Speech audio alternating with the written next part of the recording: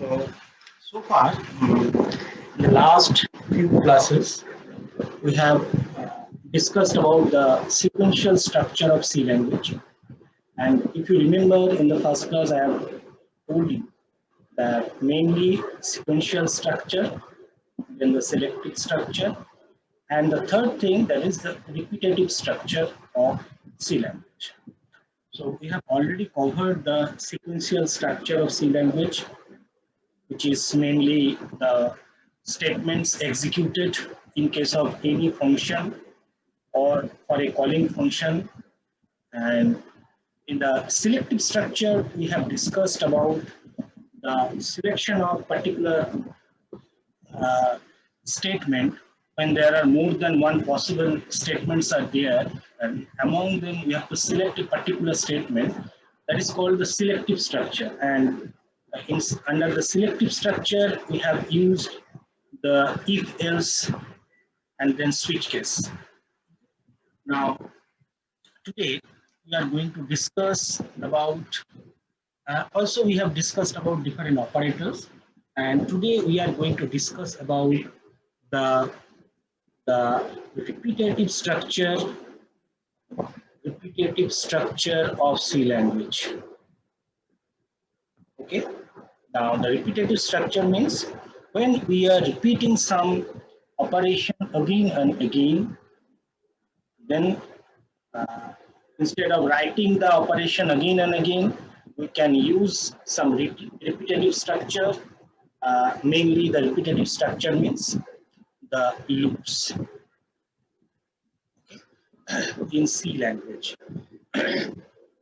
So before that, I'm just going to uh, give you some idea about what are the different loops that exist in C language. The so number one, in C language, we have a do while loop. Number two, while loop. And number three, the for loop. The do while loop is called exit control loop. The other two, that is while and for, they are called entry control. Now, what is the meaning of exit control loop? The control is very important in how you are controlling your loop condition. If you are controlling the loop at the end, then it is called exit control or end control loop. If you are controlling your loop at the time of entry, at the beginning of the loop, then it is called entry control. I will give you examples. Okay. So before that, just try to understand why we need repetitive structure. Suppose I want to print a sequence of stars. I want to print a sequence of stars, and how many stars that is user given. Am I clear? I have to print n number of stars repetitively. I have to print n number of stars, and this n is user defined. Means I have to take the input using the scanf statement. Okay, logic clear? So in this case, since I am printing the star again and again, and how many times that is unknown to me, so I must have to go for this repetitive structures of C language. But suppose I have to print 3 star. I have to print 3 star. I already know that I have to print 3 star. Then I can do it a simple printf statement. I can do it using a single printf statement. Correct? So if the number of repetition is already known, I already know that how many times I have to print, then I can do it without using the repetitive structure. Without repetitive structure, I can do it. But if this number of times is unknown, so if this number of times is known, then I can go. Then I can go direct operation without repetitive structure.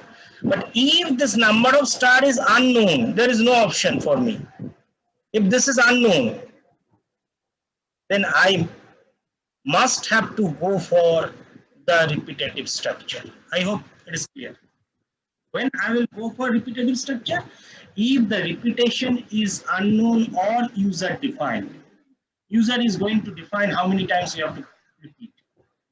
Then better go for repetitive structure. Or you can say if your repetition is consisting of more than say 5 or 6 statements, suppose you are going to repeat, suppose there are statement number 1 semicolon, statement number 2 semicolon, statement number 3 semicolon, statement number 4 semicolon. In this way there are say statement number n number of statements, and you are going to repeat the whole thing. You have to repeat this 5 times. In that case also, we must go with repetitive structure. Why? Because if we don't go repetitive structure, then what it will, how to solve this problem? If I don't go repetitive structure, I have to write it, suppose this n is say 10, then I have to write it 5 into 10, 50 times. Correct? So better go for repetitive structure. Now remember one thing, I can use for to solve this problem, this type of problem, when we are repeating some sequence of statements again and again, I can do it either using function, I can call a function again and again, or I can go for loops. Am I clear? If I am going to repeat something again and again, it means the repetitive structure, then I can either go using function or I can go using loop. So those who already know how the function, just how function works, they know there is one kind of function which is called recursive function. Is called recursive function. Okay, and we can easily convert or interchange between recursive function and loops. Those who already know, if you want to perform the operation of factorial, n factorial, the loops concept is like this: 1 into 2 into up to n, the loop concept. The recursive function concept is this one: n into n minus 1 factorial. Okay, this is recursive function concept, and this is loop concept. See, in both the cases, we are performing the repetitive means we are repeating something. We are repeating what? We are repeating this into. We are repeating this into. Here also we are repeating this into. But in this case, we are doing using loop. Okay, and in this case, we are using function. Okay, so there are two solutions when there is a repetition of tasks. there are two solutions. One is either go for function or go for loop. I will give you example when we will go for function and when we will go for loops. Okay, so the concept is clear that if there is a repetition and we don't know how many times we have to repeat, then better go for repetitive structure like loops. Okay. Hey,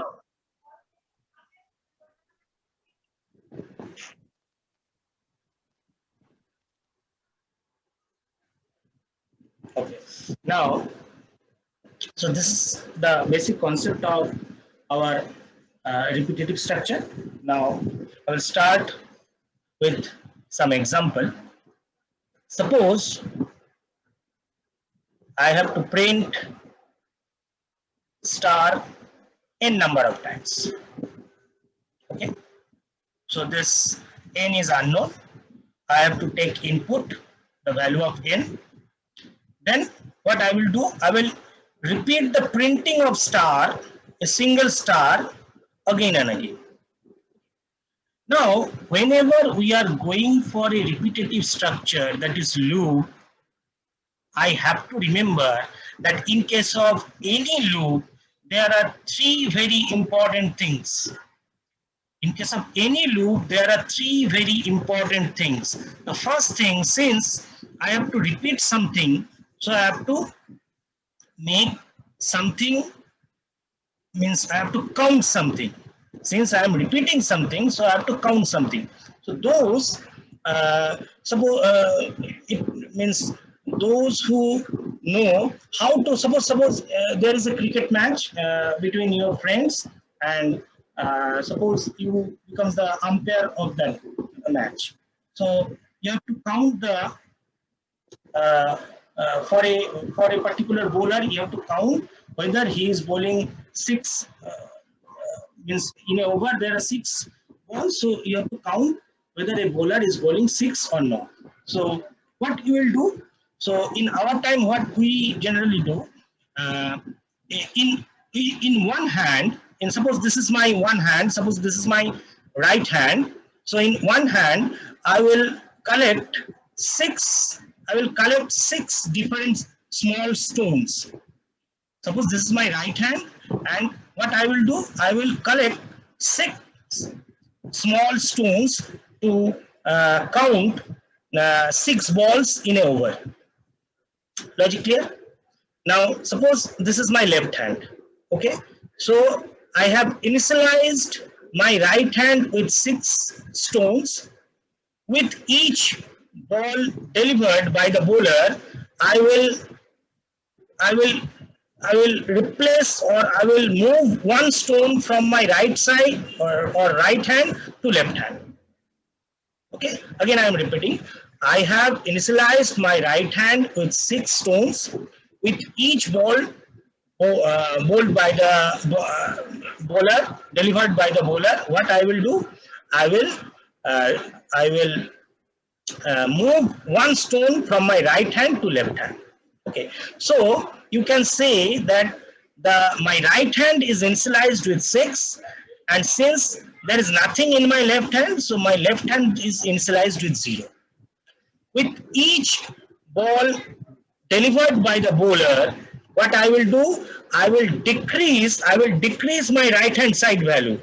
The next iteration, it becomes 5, and I will increase my left hand side value.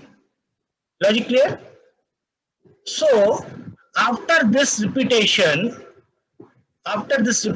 after six ball, what will happen? My right hand becomes 0 and my left hand becomes 6. Now see, so what I have done for this counting, for this repetition, I have first initialized.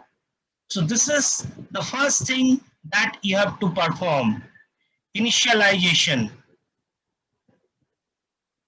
First you have to initialize your counter. So this is called initialization. So either you can initialize with highest value, or you can initialize with lowest value. See, either this one or this one. In this one, my right hand is initialized with highest value, and if I say with respect to my left hand, it is initialized with zero value, the lowest value. Then what I am doing, with each iteration, I am modifying my value. After first iteration, my right hand value is modified to 5, and my left hand value is modified to 1. So with each iteration, I am modifying. So this is called modification.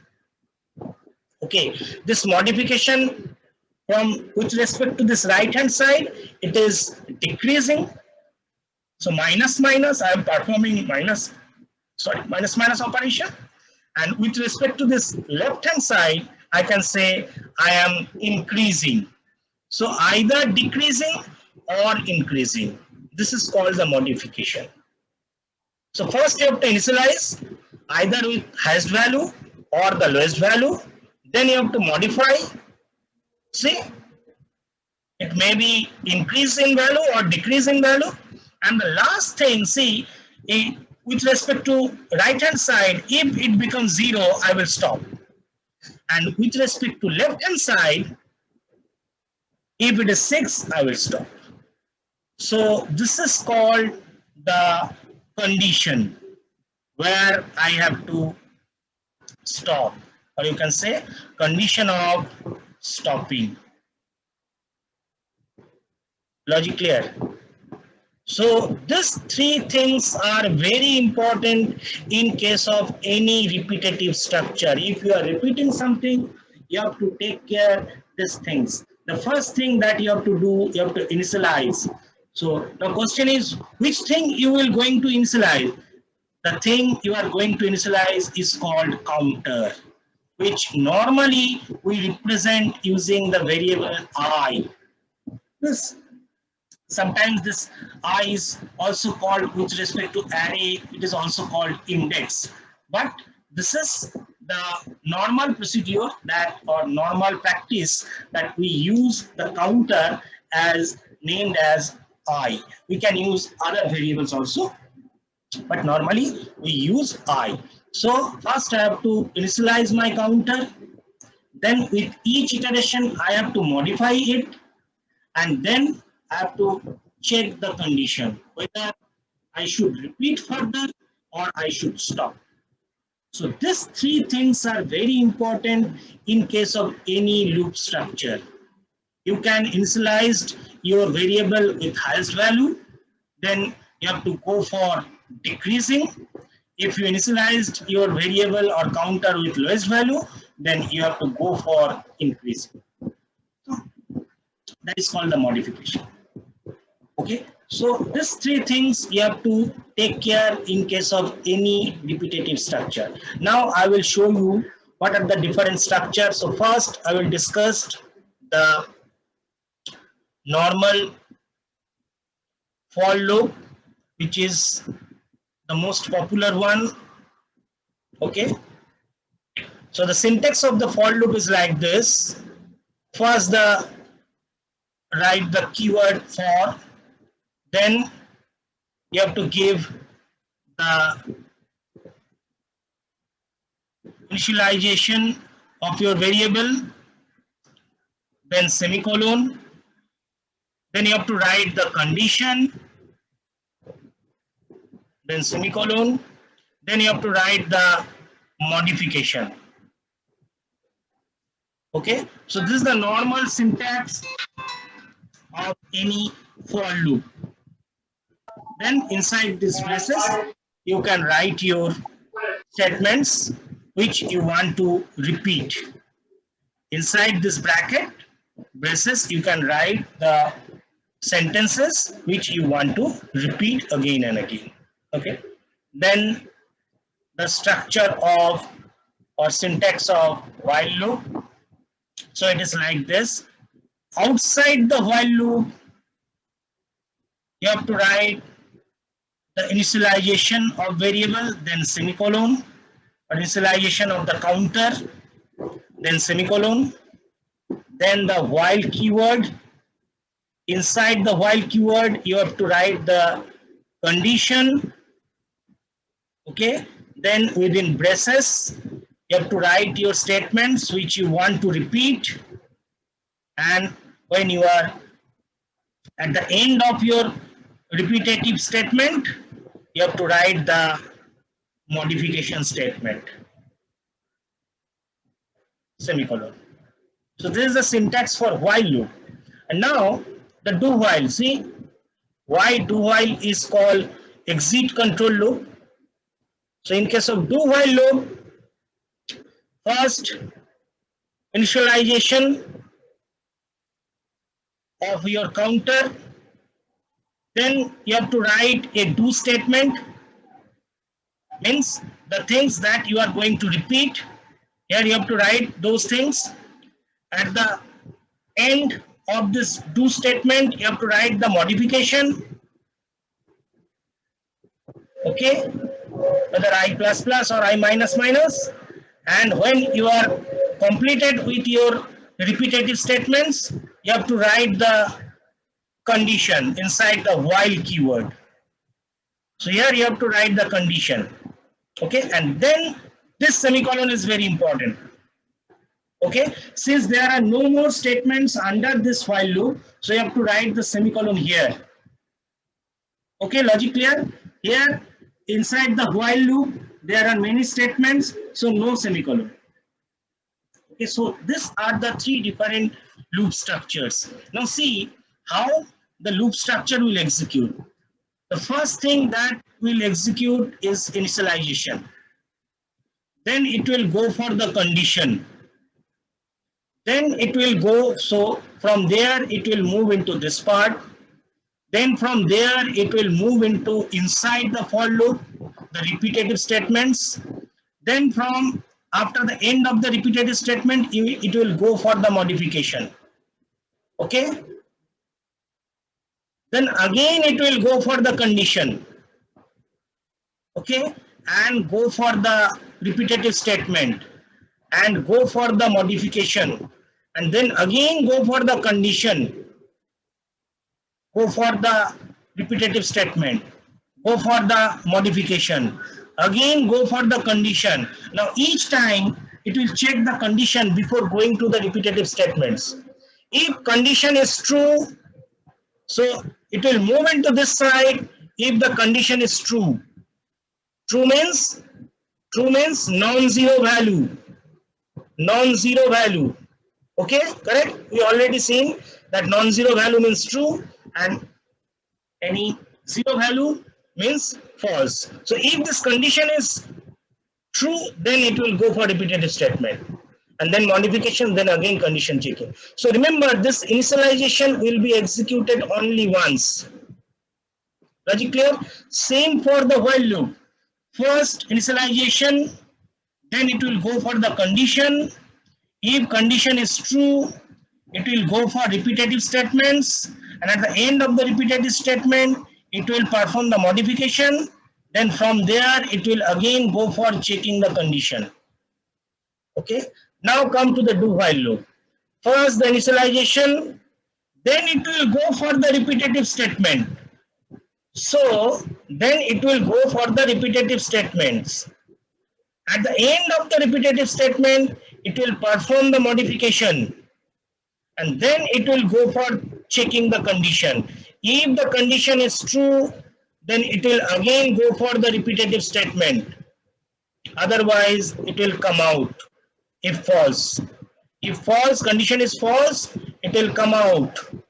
If false, if condition is false, it will come out. Okay.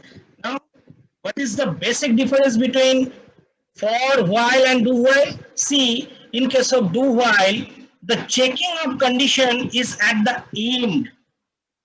But in case of for or while, you are checking the condition first, then if it is true, you are going to repeat the statements.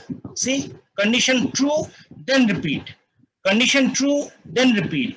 But in do while, you are repeating the statements, then you are checking the condition. So that's why it is called exit control.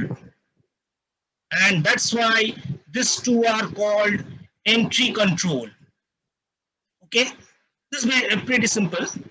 Why entry control and exit control?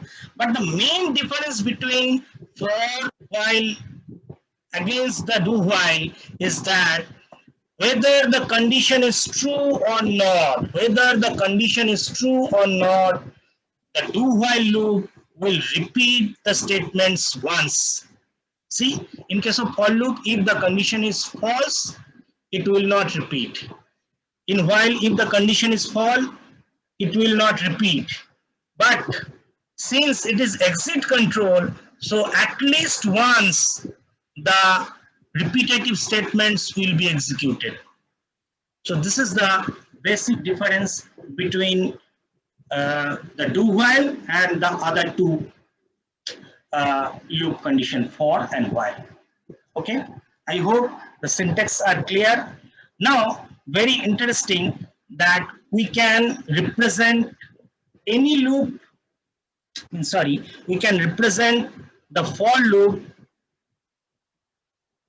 we can represent for loop uh, uh, just like while also. Means why we use for loop? The reason is for loop can be used as a while loop also. See, if I want to use for loop as a while loop, then I will do it like this. So the initialization of variable,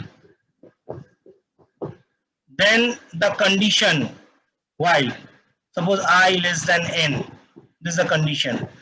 Then the repetitive statement, and at the end the modification I plus plus. Okay. Now I am going to represent this while loop using a for loop. So I equal to 0. Then for C. So no initialization. Initialization statement already done outside. So semicolon. I need only the condition. So I less than n, semicolon. I'm not writing the modification statement here. So modification statement and initialize statement are not written. Then the repetitive statements and now the modification statement. Okay. So I can use this for loop as a while loop also. Even if I can write a for loop without any condition here, means like a do while. So I equal to 0 for no condition. So no condition means only two semicolons. I am not writing the initialization, not the condition, not the modification. But I have to write the semicolons. This is must. Then I am repeating the statements, then the modification, and at the end I am writing the condition. See how I am writing the condition. If I, since it is written I less than n, I will repeat. If I is less than n, I will repeat. So if I becomes equal to n, what I will do? I will stop. So the statement break we have used in the last class in switch case, the statement break will perform the same operation. So this is nothing but the do while. Nothing but the do while using a for loop. This is nothing but the while using a for loop. So that's why for loop is so popular. Using for loop, you can perform while and do while, but it is not possible to write the for loop statement using a while, because in while there is a only the syntax is you can only write the condition. You cannot write with semicolon the initialization and modification. That's why for loop is so much popular, because for loop can be used as a representative for a while loop as well as a representative of do while loop. Very clear? Okay. Now simple for loop operation for start printing. So Suppose I have to print n number of times this star. Okay, so first I have to take input. First I have to take input for the value n, int main. Okay, then first I have to initialize or I have to declare the variables. So the variable we required is one is the counter, next is how many times, okay, semicolon, then a simple printf statement for the user, enter the value of n since it is unknown, so I'm taking from the user, then the scanf %t %n, okay, then I have to repeat the star. So how to perform the star? Star in printf star. Now I have to repeat this. How many times? N times. So I am using a loop for first the initialization I equal to 0 semicolon. I have to repeat it n times. So I am writing I less than n. Why? Because I have initialized my variable with 0. You can initialize your variable I with any value. You can start with you can start with 1 also. Then your condition will be like this: I less than equal to n. Why? Suppose n is 3. I have initialized with I equal to 0. Okay. So when I equal to 0, I am repeating. Done. Then I plus plus, I becomes 1. Again it is less than 3. So I will repeat. So how many times I have repeated? 2 times. Then I plus plus, I becomes 2. Now still I is less than n. So again I will repeat star.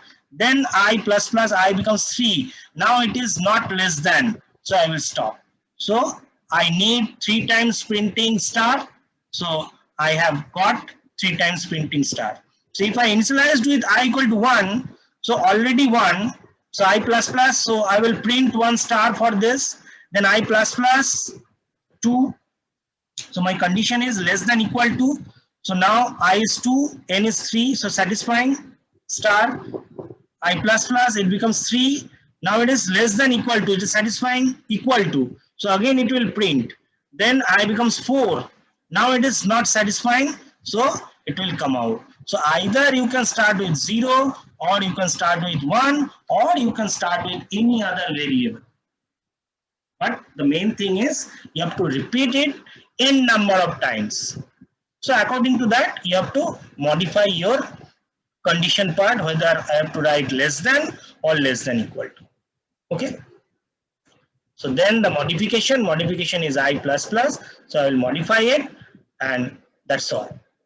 So this is my simple star printing n times. Okay.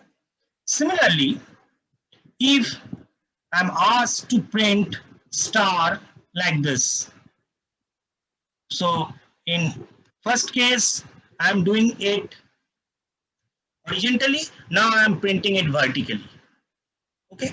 Now remember, in this case, after printing 1 star, I have performed 1 new line operation. That is very important. Okay, so it means star is not a single character, it is combined with a new line character.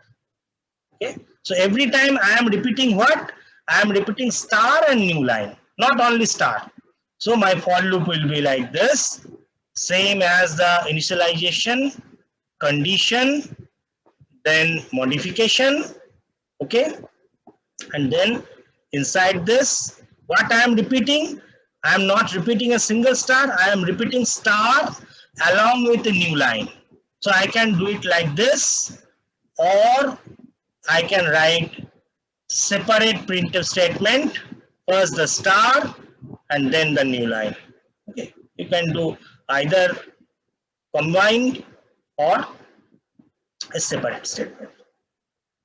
So whenever you are printing, you have to understand what thing you have to repeat. Here we are not repeating only star, we are repeating star along with a new line. Okay. Similarly, suppose you have to print like this.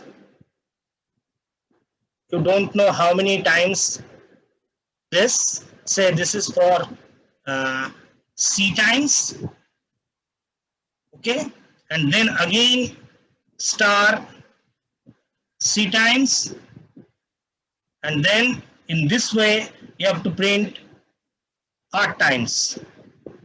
It means it is a 2D matrix picture.